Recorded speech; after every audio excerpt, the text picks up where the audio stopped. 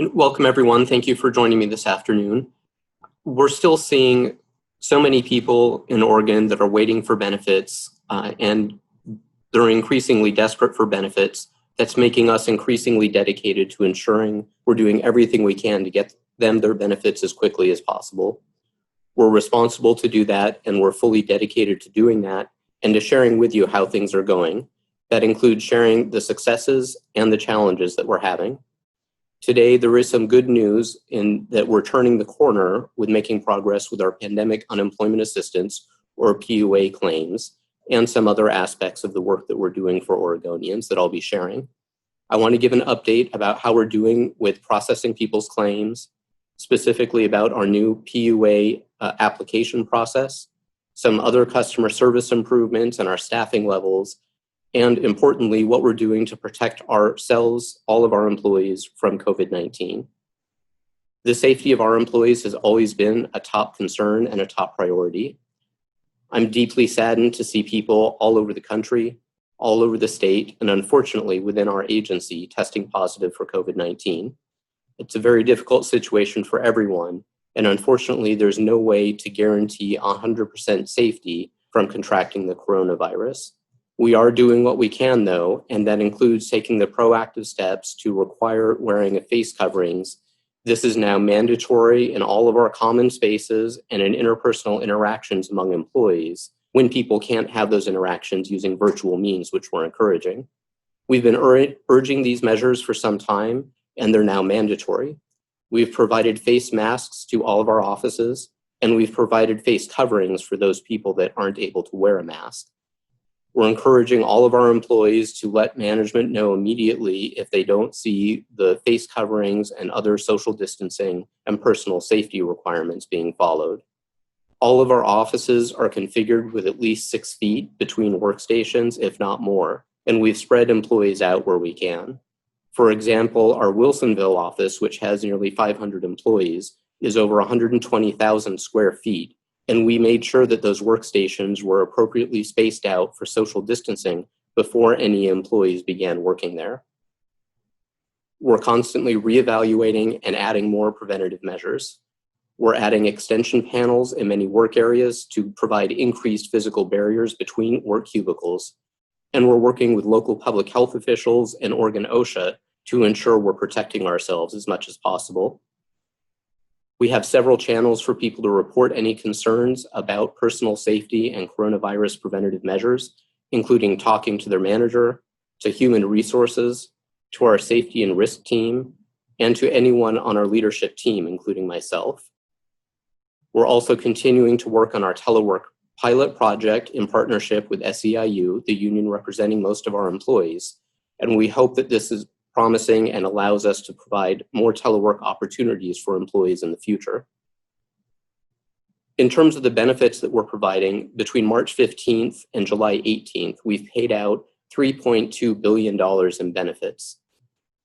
On the regular unemployment insurance program, we have continued to look for ways to streamline that process, and we recently did find ways to eliminate a large number of issues that were causing payments to pause on claims, to require a restart or other issues.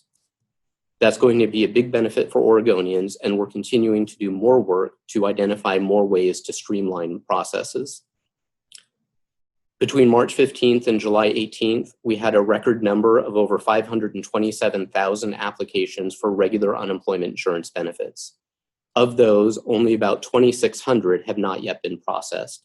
So we are processing those claims very quickly. That's much less than we're receiving in a single week. And as I've shared in the past, processing the unemployment insurance claim is necessary for someone to receive benefits. And in most cases, after that processing is done, people promptly receive their benefits. There are some circumstances where that's not the case. And one major area is when something requires more in-depth adjudication. That adjudication process is still a challenge for us, but we're continuing to hire and to train more people to do that work. And we're working on ways to speed up getting benefits to people when their claims do have an issue that we are required to adjudicate. On the PUA program, late last Friday afternoon, we launched our new PUA application. This doesn't fix everything, and it doesn't fix things instantly, but it is a very big improvement, and we're seeing very positive results so far. It's going to be very important in helping us get benefits out to people more quickly and to stop breaks in payments while we were working to manually enter weekly claims. To give a little bit of context of how helpful it is, between late Friday afternoon and early this morning, over 5,600 people had submitted new initial claims for PUA benefits using this system. We know that many of those are duplicates where people had filed previously and resubmitted an application because they hadn't yet received benefits. We will work through those, but we are encouraging people who have already filed an application not to refile with a new application. We do already have those applications and we're working through them. For the weekly claims that people have been filing, we strongly urge people to refile those if they haven't already received payment for the week. And again, from late Friday afternoon to early this morning, almost 20,000 people had successfully filed over 65,000 weekly claims for benefits. Any new technology system that serves such a broad range of people in such a broad range of circumstances is going to have some challenges when it first starts. We're continuing to monitor things and receive feedback, and we're actively exploring any issues we become aware of. And of course, there will always be some claims that will require handling by our experienced employees. But the benefits of this new system are very real. It's already made a vast improvement with addressing the issue of people whose PUA benefits were stopping because we had to manually enter all of the weekly claims. The new application has required fields, so we're not getting blank applications submitted anymore, and that lets us process them more quickly and avoids us having to attempt to call people or people having to call us to provide additional information. If someone doesn't indicate that they are currently unemployed because of a COVID-19 related reason, something that's required by federal law, the new application tells them as they're completing the form that they're not eligible for benefits. This helps ensure that people aren't inadvertently making mistakes when they file their claims. If people are having issues using the new application form, we encourage you to report it to us through the Contact Us form on our website and to continue filing the way that they were before the new application became available. This new form is letting us redirect dozens of employees that were dedicated to processing weekly PUA claims to instead do the other work needed to get benefits out to people as quickly as possible. And we're excited that this will let us do that very effectively. Separate from this new application, we've also made a lot of other progress with getting through the PUA claims. We've really looked at what helps us do the work more quickly, and we've learned a lot since this program began just a few months ago. We've better organized how we do our work, and we've done what we said we were going to do. We've added people, we've improved technology, and we've made process improvements and continue to do so. Currently, we have about 35 people that are dedicated to answering the incoming calls about the PUA program. We anticipate fewer people needing to call us thanks to the weekly claims being able to be filed through the new application and as we get caught up on processing the existing inventory of PUA claims. And we are significantly speeding up how we process those claims. We have about 135 employees dedicated to this work, and that includes making outbound calls to people to get additional information when needed. In addition to that, the National Guard is continuing to help us, and they are actively processing PUA applications as well. This approach of having most people focused on getting the claims processed with a smaller group dedicated to answering incoming calls is showing very real results.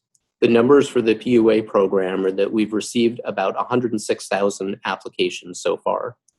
Of those, 53,800 have been entered into our system, and we're already paying over 26,500 of those people benefits. We've been sharing that the PUA program is both very important and a big challenge for us to roll out. We announced Focus PUA a few weeks ago, and at that time we estimated that there were 70,000 PUA applications that had not yet been processed. Last week, we processed 10,910 of those. That leaves about 44,500 for us to process by August 8th for us to meet our goal.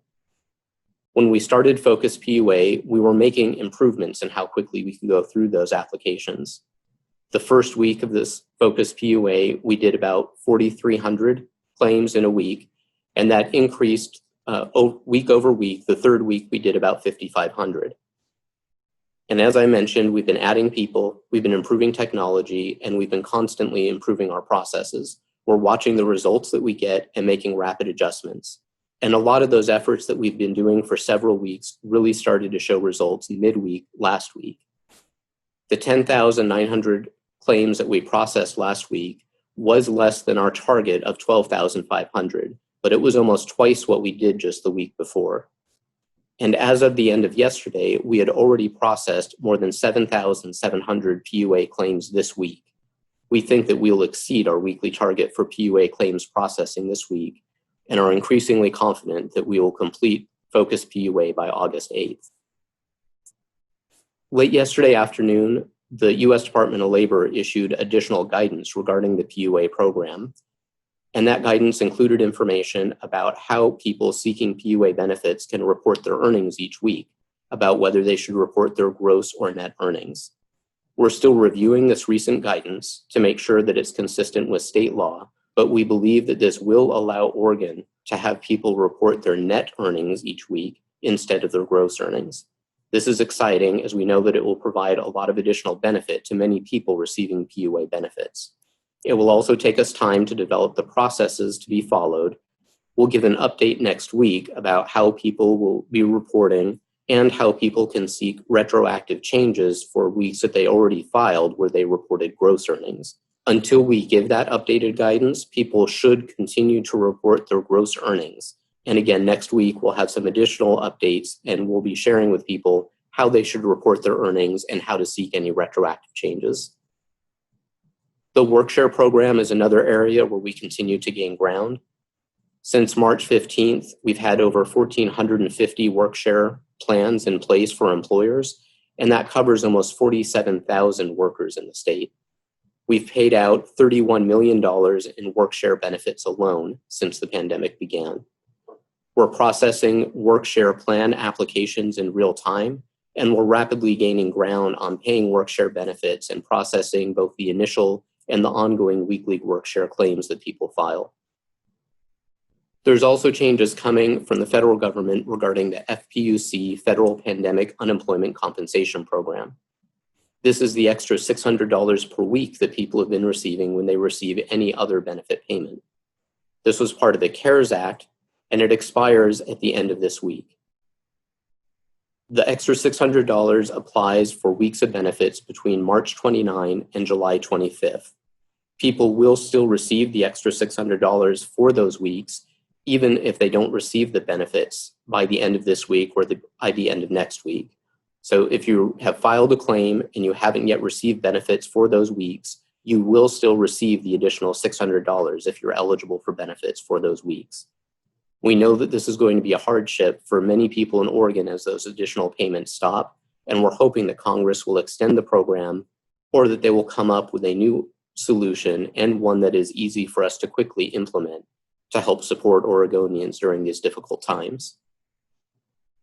We've been sharing a lot about how we've been continuously and aggressively adding to our workforce so that we can get benefits to people more quickly. We continue to do that.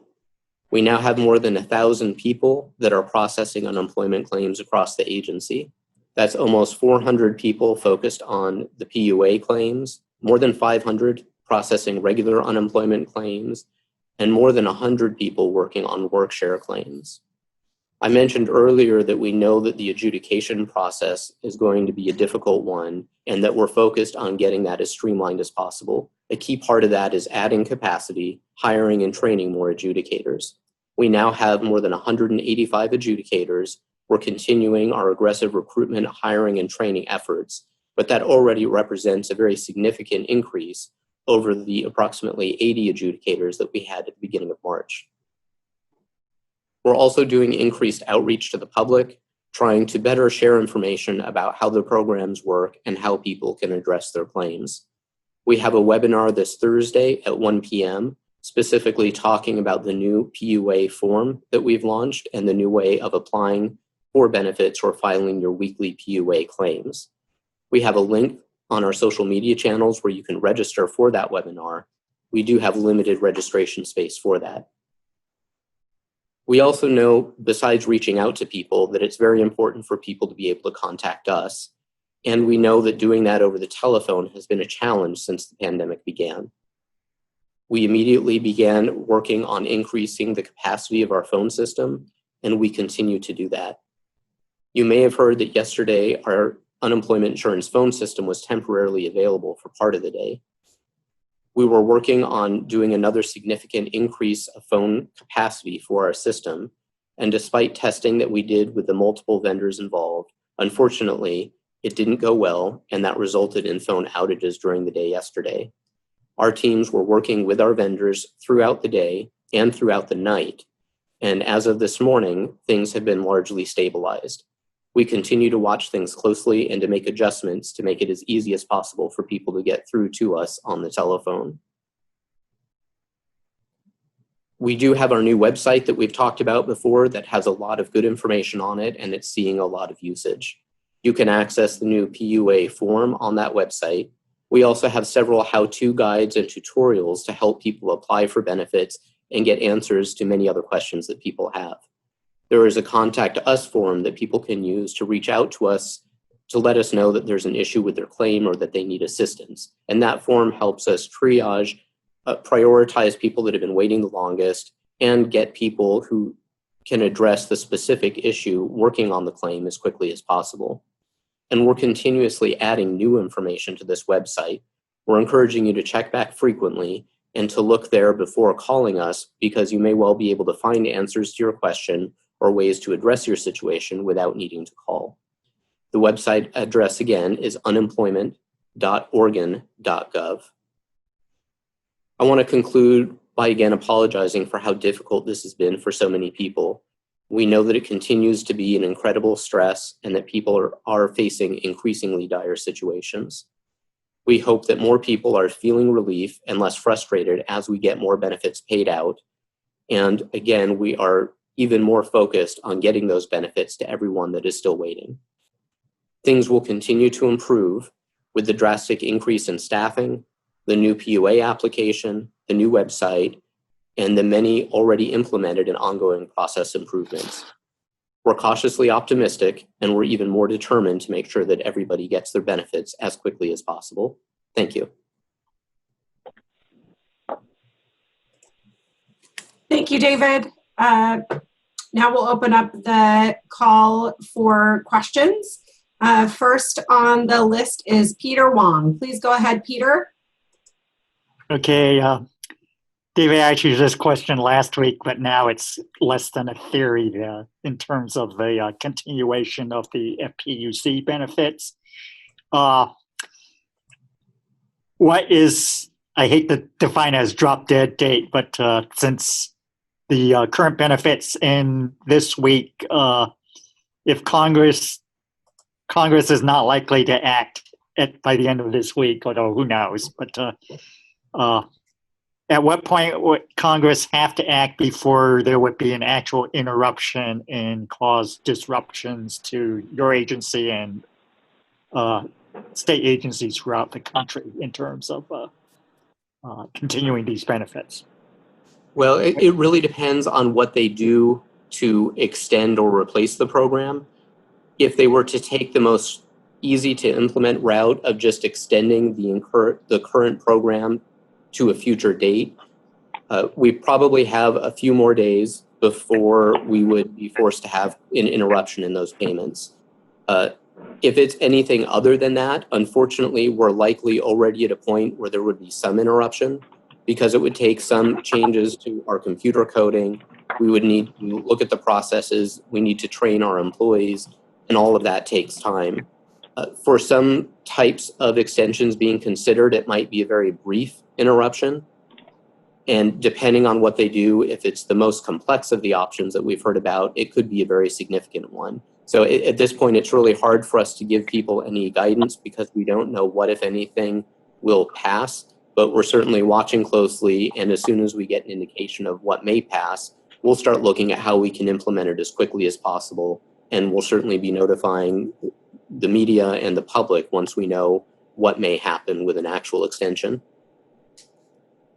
Okay, thanks. My other question on work share you already covered, so thanks. Thanks, Peter. Next, Kate Davidson with OPB. Please go ahead, Kate. Thank you. You mentioned the guidance from yesterday from the federal government, and there's a part in there that asks state agencies to have a mechanism for employers to report when employees don't return to work for suitable reasons that don't support continued eligibility for benefits. And I'm wondering if the department has that, and if there have been reports from employers about workers not coming back. It's a good question, Kate. We do have that on our website. There's a link for people to report that, and we have a web form that employers can fill out, giving us some basic information about who the person is, when they were offered work, and importantly, guidance to employers about what the circumstances are where people can continue when they decline to return to work. We want to make sure that we hear about situations where people aren't working and they may not be eligible for benefits, but we also, David, sorry, one moment.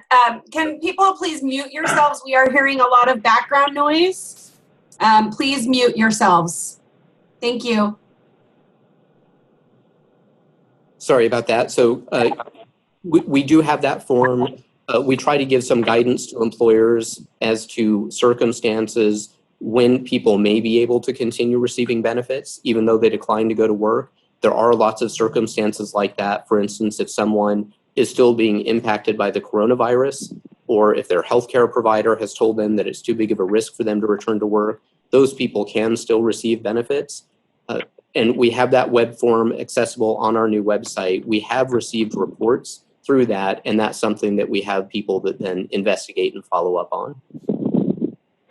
I wanted to ask a follow-up question also about the mask usage, which is just what made you reach the decision that to just not require people to wear masks all the time? I mean, knowing human nature where you're sitting at your workstation, you maybe turn to the person behind you and suddenly you're having an unmasked interaction. Why not just ask workers to wear them all the time? We certainly are encouraging people to wear it as often as possible. Saying to wear it all the time does have some issues. For instance, I'm not wearing a mask right now. I'm in an office, well socially distanced from other people. We have lots of other people that sit far away where they're not in proximity to other employees, where wearing the mask isn't going to add any additional safety to any of our workforce. And we did hear from some employees that doing what their work requires, talking on the phone, using the headset, is very difficult to do with the mask. So we're requiring it mandated whenever people are interacting with each other. And we've taken a lot of measures to make sure that people are aware of that and that it's being enforced. And we're actively working to make sure the culture is one where people aren't just encouraged, but where it is strongly encouraged that everyone not just wear the mask, but do all of the other coronavirus protection measures that will be helpful. Okay, thank you. Thanks, Kate. Next, Mike Rogaway with the Oregonian. Please go ahead, Mike. Hey, David, how you doing? Hey, I had a question. I've heard both this week from people who had been PUA people who had been receiving benefits, who suddenly stopped getting their checks when they switched over to the new form, as well as people who hadn't been getting benefits for weeks, and then suddenly when they switched to the new form, it worked for them. I'm curious, do you have any sense of the net? How many folks you lost? How many you gained by switching? Sure, and I actually would characterize it a little bit, Mike, as I think you've heard, we've certainly heard, with the PUA program, we've had people that have been receiving benefits, and various things have caused those benefits to pause. That's been going on, unfortunately, since the program began a few months ago, and we are taking a lot of steps to address that. The issues that cause people who are receiving benefits to have it stop, there's multiple things. One of the most common things that we were seeing was our challenges staying up to date on those weekly claims. That issue is now almost all resolved for people that use that new application. There are still other issues that cause it. And they're similar to the issues that we've seen in the regular unemployment insurance program, circumstances that cause a restart, or where people have had multiple claims at various times, and there's basically complications in our system that requires some staff intervention to resolve.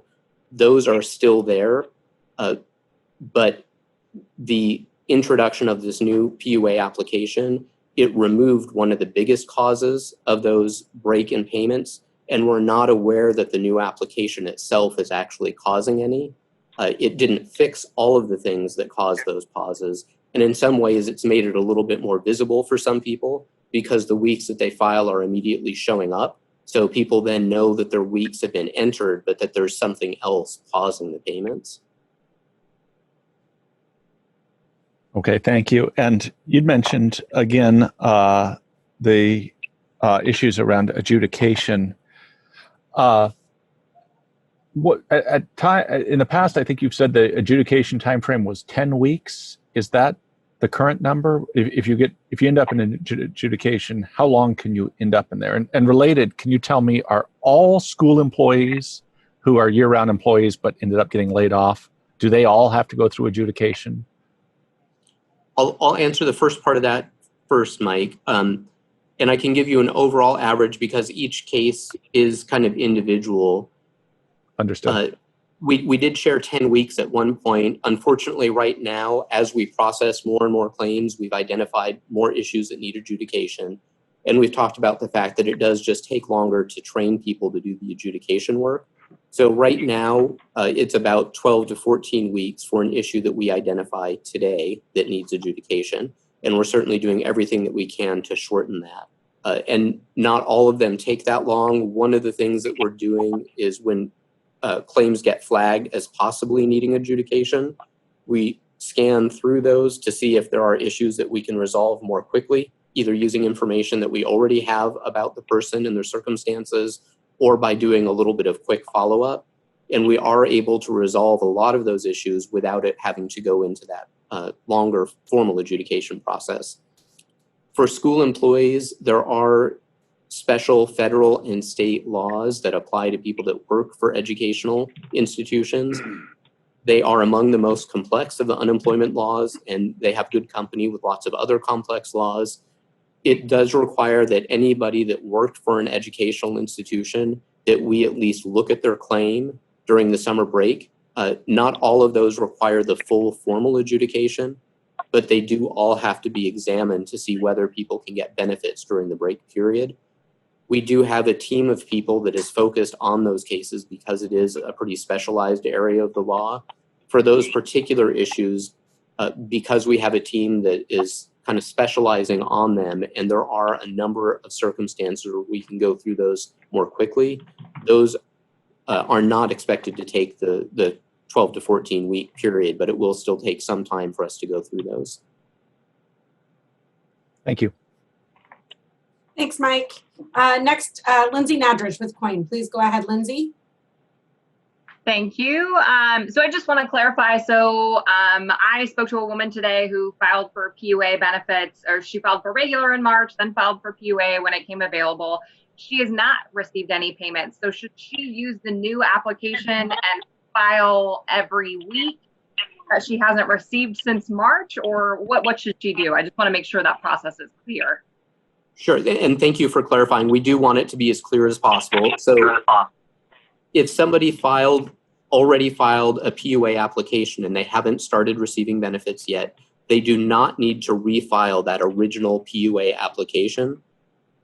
It will speed things up if they refile all of their weekly claims for which they haven't been paid using the new application. What that will do is, as soon as our employees get to that initial application for PUA, if we determine that she is eligible for PUA, all of her weeks will already be in the system, and those will process through much more quickly than if our employees have to go through the individual filings that were previously submitted.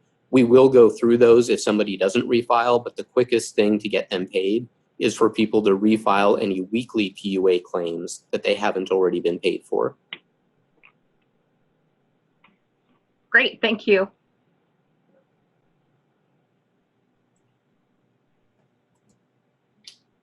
Next, Bill Poehler with the Statesman Journal.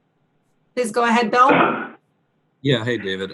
So I got an email forwarded on to me from one of the PUA recipients last week saying, and the emails from your department saying, please do not call us if your issue is only weekly certification. Is this because the phone system is still kind of overwhelmed? I've heard of, really long 4, 5, 6 hour wait times. Is that why the department's having to do that? Sure. That was a message that we sent out a little while ago. We were seeing a huge number of people calling in for us to process those weekly PUA claims. We had teams of people working on them, but we weren't able to stay current, and people are understandably anxious, so they were calling in. We were already doing that work, and people didn't have to call in for us to get to that work. And it was jamming up the phones, and people who we can't pay any benefits to until they reach us, we're not able to get through. So that was part of our attempt to really keep the phone lines open for the people who can't get any benefits unless they talk to us. And fortunately, we have since launched that new application, so people can go ahead and file those using the new application, the weekly claims, and they can see those, in most cases, process overnight. There are some delays over the weekend just because our computer system has some other maintenance that it does every weekend. But if they're filing their weekly claims on the new system, they don't have to call us, and they'll be able to check on the status using the online claim system. Okay, awesome. Thank you.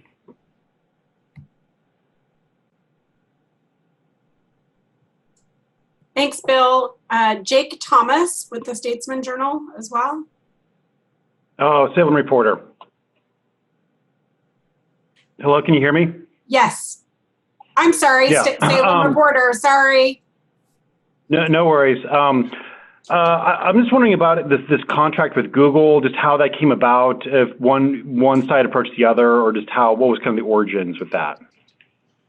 I don't have all the details. I know that when the CARES Act passed, there are a number of vendors that have been approaching states all over the nation about opportunities to help them implement some of the new programs. The state of Oregon had a pre-existing relationship through a contract. We have that with different vendors, and when you already have a contract in place, that can speed up the procurement process. So I know that those were factors at play. I don't know who made the first contact specifically with this vendor.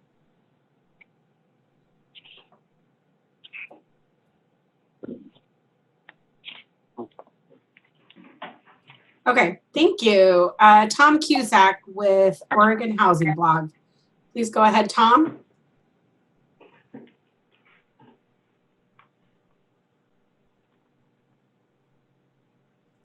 Tom Cusack, please go ahead. Yes, I've got a question about people who might have been furloughed, have been called back to work and then subsequently furloughed again. So if you were in a situation where you were getting benefits, you got back to work, and after a period of time, your same employer laid you off again, will they have to simply refile the weekly claim? And if so, is there a new wait week that they have to incur if they do that? So they should resume filing their weekly claims. Their claim will have to be restarted in that situation because we are required to look at each time somebody becomes unemployed, why they're unemployed. So if they return to work and then were laid off, we have to do some initial looking at why they were laid off to determine whether that needs a more thorough adjudication process or not. They will not incur another waiting week, though. The waiting week only applies for the first week of a claim. And in the situation you described, in most cases, they would just be reopening an already existing claim. It wouldn't be starting a new claim. Okay, and so it sounds to me like it'll be a little bit simpler than starting from scratch. But I have another question about PEUC. I haven't really seen anything lately about how many claims you're getting for PEUC. So we are seeing people move on to the PEUC program as they exhaust their regular benefits. And we do have some information about the dollar amount of benefits paid out that's on our data dashboard on the media part of our website. I don't have that data right in front of me. We're also seeing a much smaller number of people that have actually used up all of the PEUC extension benefits and starting to receive benefits under the other extensions, the EB extended benefits or HEB program.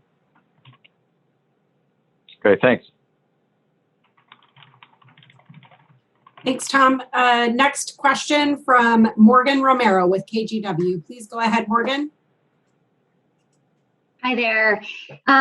Hey, so you had mentioned earlier, and I just wanted to clarify, I feel like this is still an issue, something that we're receiving into the news pretty consistently, why people are being asked to restart their claims. Did you say that this is not an issue anymore? It is not as big of an issue. There are a number of things that can require a claim to need to be restarted. And it can be, for instance, the situation that we just talked about where someone claims benefits and receives them for a period of time and then goes back to work and then has to start getting benefits again because they again become unemployed. It can also be if someone has been reporting their earnings each week and one of the weeks they have earnings that are more than their weekly benefit amount. And it can take place if somebody skipped reporting a week and then they start again reporting. And there are some other circumstances that can trigger that also. For the regular unemployment insurance program, we have found ways to vastly reduce the issue. So people starting late last week should have been seeing that become much less of an issue. It may be very invisible to people because frequently it was putting a pause on people's claims and they wouldn't know it until it stopped the payments. And what we're able to do now is prevent that pause from happening in the large majority of cases. We're not yet able to do that on the PUA claims, but we're actively working on it. And we hope that that will be the case for PUA as well, hopefully by the end of next week. Okay, thank you. May I ask a follow-up really quick? The issues, and I'm mostly hearing this with PUA recipients or those filing for PUA, is that they fill out their forms or they fill out their weekly claims, and then online it's blank, or some of their entries are blank. Why might that be? So without having some specifics, it's hard to know for sure. Are you talking about people that have used the new PUA application or people that previously filed? Previously filed. So the most likely scenario there is that they filed it, and prior to late last Friday, anything that was filed, our employees had to do some manual work to get it entered into our system. And that's one of the things that was making it so hard for us to get benefits out as quickly as we wanted. So it could be that we had it and it was kind of in queue for our employees to enter into the system, but hadn't been entered in yet. And that's one of the big advantages of this new application is those weekly claims will just, for the vast majority of situations, they will just show up already. They don't require that employee intervention to get benefits going. Okay, sorry, I should have been more clear. I guess they've been told that their applications are blank after filling them out, whether it's general unemployment or PUA. So I haven't heard of that with regular unemployment. We have heard of that with PUA. And again, that was one of the other advantages of our new system. The application process that we were able to roll out in about 4 weeks after the CARES Act passed was using a fillable PDF form. And one of the issues that we did see was if people didn't follow the right sequence for saving the document, entering information into the PDF form, saving it, and uploading it, what was uploaded was actually the blank PDF form. So when we would look at it, the information wasn't there.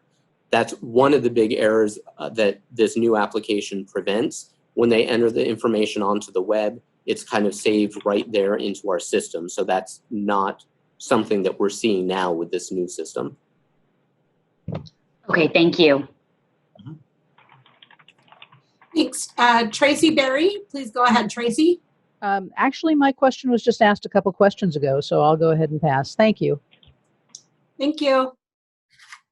Okay, has anybody not asked a question that would like to? Yeah, Keaton here with K2 News. Mind if I ask? Go ahead. David, I guess one question is, when we're talking about adjudication, do you have any concept of the number of people who are in the adjudication process or waiting for their claim to be adjudicated? I can't give you a definite number, and the biggest reason for that, two things. One, we still have some of those PUA claims that we haven't processed, so we don't know how many of those will need to be adjudicated. The other is that I mentioned we kind of scan through all of the ones that are flagged for possible adjudication to see which of them we're able to resolve in a much more expedited manner. So until we go through that, we really don't know how many will need the full adjudication process.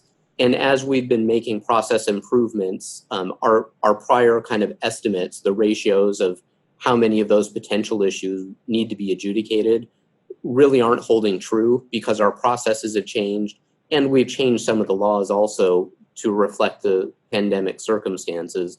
We do know that it's a lot, in the tens of thousands, that will need to be adjudicated.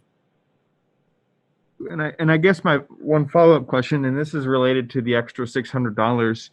Can you just provide us some sort of context on, like, I think we can find out on your website how much money people are getting in that extra $600, but just provide some sort of context on like what that means and why it's, assuming why people would want that money. Talk about what that means.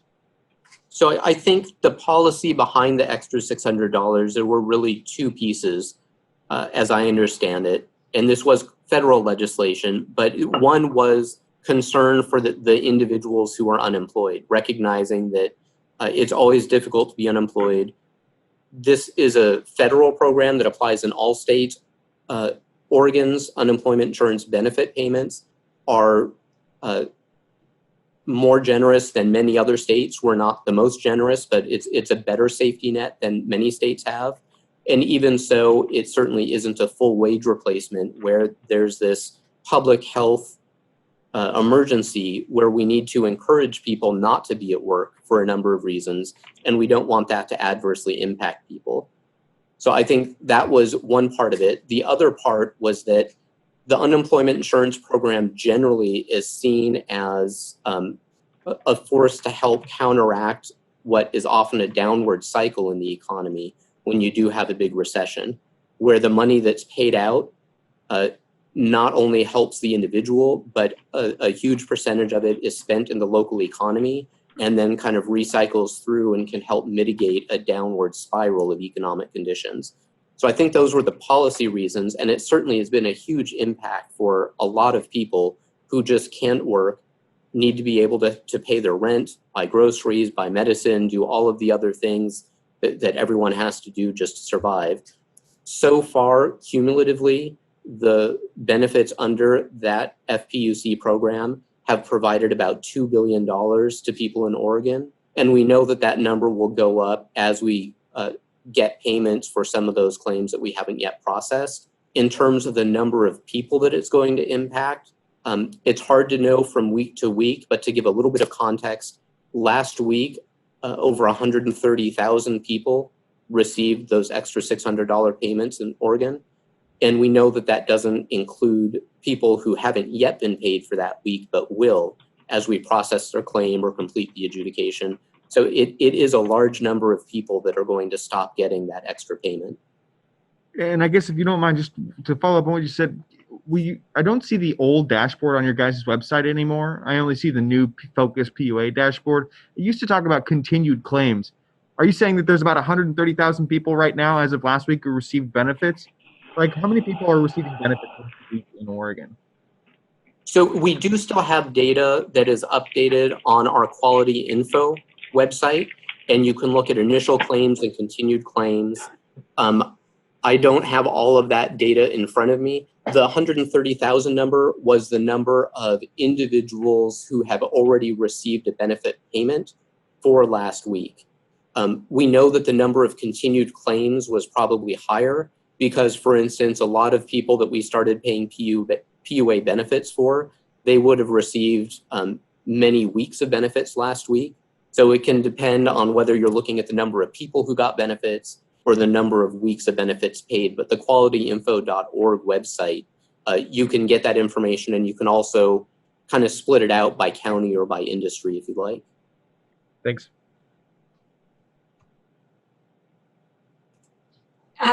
Any other follow-up questions while we have David here? Yeah, I'd like to ask one more if possible. So I just want to. Who's speaking? Yeah, this is Lindsay. Can you hear me? Yes, thank you. Thank you. Sorry. So just to clarify, so the biggest thing I keep hearing from people is that they can't get through by phone. They can't talk to anybody. It's a busy signal, on hold for hours. Did you say there are only 35 people taking calls now? So I was talking specifically about the PUA phone line, where we have taken almost everyone that we can that knows how to handle PUA claims, and we have them focused on processing those applications to get benefits started. We have many more than that are on the phone lines for the UI hotline and for the other phone numbers that we have. But for people calling in just about PUA, we do currently have 35.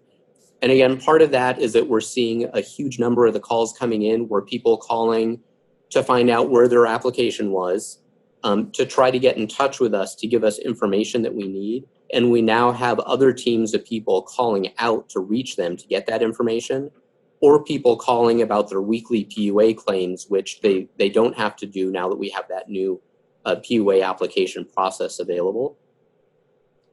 And then if I could also ask, so it sounded like as of last week, about 2,800 people had filled out the new Contact Us form on the website. Do you have any sense of how that's working? How many people you've been able to get in touch with through that new form? I have some information. So we've had about 7,200 people now submit inquiries through the Contact Us form on our new website. In terms of how it's working, it's a new process, and it's a little rocky as we first get started. We have been able to resolve a number of issues. It will speed up quickly over the next week or two as we integrate those issues coming in into our existing teams of people that are doing the work. We are seeing that it looks like it will be helpful for helping us focus on the people that have been waiting the longest, which is something that was really difficult for us to do before when, as you mentioned, people were having trouble getting through on the phones. And the way that our systems are designed, it's not always easy for us to affirmatively see if someone is waiting or has a concern with their claim unless they contact us.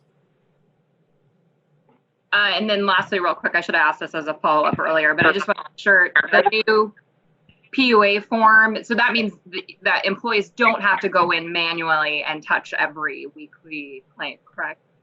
Correct. Okay. Right. They don't have to do that, and we're redirecting a lot of them to do the other work that does require staff intervention to get benefits paid. Great. Thanks so much. Can I ask one additional question?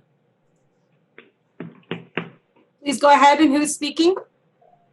I'm sorry, this is Tom Cusack. So I'm looking at the updated dashboard.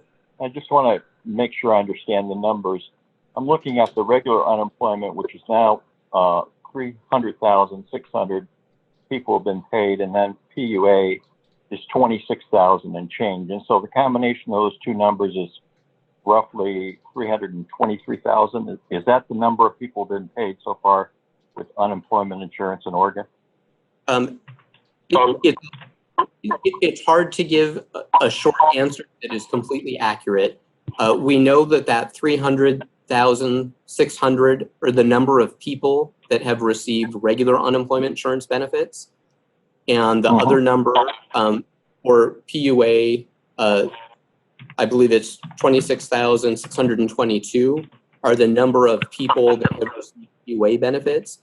There are some number of people who have been eligible for and have received payments under both programs, although we think that's not a real significant number. And so, David, one clarifying question. Under the regular unemployment, does that include the work share, and does that include the PEUC? I believe that does, yes. And if that's not the case, I'll certainly clarify. But my understanding is it does include the extension and the work share programs. All right, thanks. Hey, Morgan with KGW. Just real quick, what is the time that elapses between someone's claim being processed and them actually paid out? I know that might be a generalization because everyone's different, but I think it's encouraging to people to be told, their claims are processed, but then it's discouraging to not see any checks come in the mail. Certainly, and again, I'll apologize for not being able to give one answer that applies in all circumstances. For the majority of cases, the payment is very quick.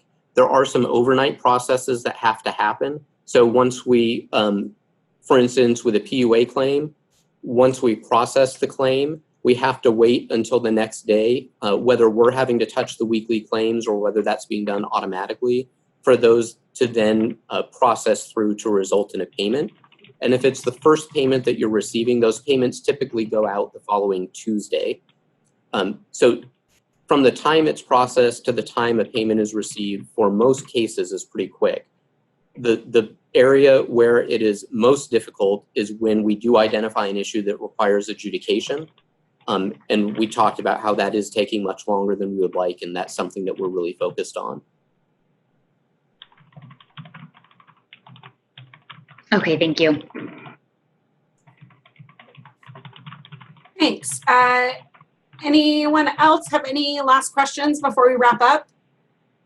Ariane, I'll throw one out there. This is Kate from OPB. I was just wondering about any updated counts on COVID cases in the department. So in terms of COVID counts, I mentioned that unfortunately we are continuing to see it spread everywhere in the state. We've had a total of 16 employees working in 7 offices that have tested positive since the pandemic began. Thank you. Mm-hmm. This is Lindsay again with Coin. To follow that, is the Gresham location still closed because of that, or have any other locations closed? The Gresham office is still closed.